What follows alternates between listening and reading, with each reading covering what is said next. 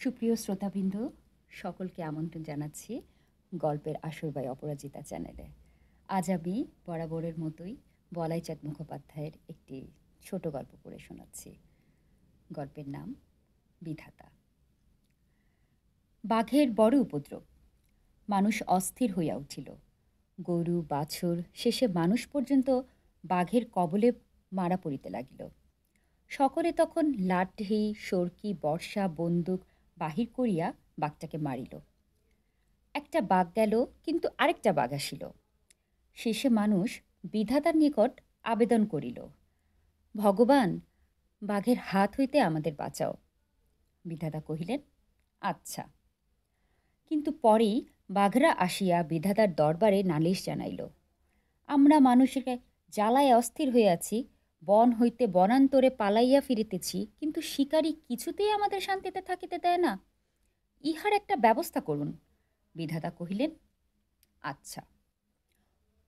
তৎক্ষণাৎ ন্যাড়ার মা বিধাতার নিকট আবেদন পেশ করিলেন, বাবা, আমার ন্যাড়ার যেন একটি টুকটুকে বউ হয়।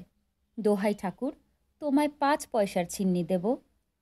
বিধাতা কহিলেন, আচ্ছা। হরিহর ভট্টাচার্য মামলা করিতে যাইতেছিল। সে বিধাতাকে সম্বোধন করিয়া বলিল, আজীবন তোমার পুজো করে এসেছি, উপবাসে দেহ ক্ষীণ করেছি। শালা ভাইপোকে আমি দেখে নিতে চাই, তুমি আমার সহায় হও। বিধাতা কহিলেন, আচ্ছা। সুশীল পরীক্ষা দেবে। সে রোজ বিধাতাকে বলে, ঠাকুর, পাশ করিয়ে দাও। আজ সে বলিল, ঠাকুর, যদি স্কলারশিপ পাইয়ে দিতে পারো, 5 টাকা খরচ করে হরিলুট দেব। বিধাতা কহিলেন, আচ্ছা। হরেন পুরকায়স্থ ডিস্ট্রিক্ট বোর্ডের চেয়ারম্যান হইতে চায়। কালীপুরোহিতের মারফত সে বিধাতাকে ধরিয়া বসিল। 11টা ভোট আমার চাই। কালীপুরোহিত মোটা রকম দক্ষিণা খাইয়া ভুল সংস্কৃত মন্ত্রের চোটে বিধাতাকে অস্থির করিয়া তুলিল। ভোটং দেহি, ভোটং দেহি। বিধাতা কহিলেন, আচ্ছা আচ্ছা। কৃষক 2 হাত তুলি কহিল, দেবতা, জল দাও। বিধাতা কহিলেন, আচ্ছা। পীড়িত সন্তানের জননী বিধাতাকে প্রার্থনা জানাইল, আমার একটি মাত্র সন্তান, ঠাকুর কেড়ে নিও না। বিধাতা কহিলেন, আচ্ছা। পাশের বাড়ির খেন্তি পিসি উপরোক্ত মাতার সম্পর্কে বলিলেন, বিধাতা, মাগের বড় দেমাক, নিত্য নতুন গয়না পরে ধরাকে সরাজ্ঞান করছিল। ছেলের টুটিটি চেপে ধরে বেশ করেছ দয়াময়, মাগিকে বেশ একটু শিক্ষা দিয়ে দাও তো। বিধাতা কহিলেন, আচ্ছা। দার্শনিক কহিলেন, হে বিধাতা, তোমাকে বুঝিতে চাই। বিধাতা কহিলেন, আচ্ছা।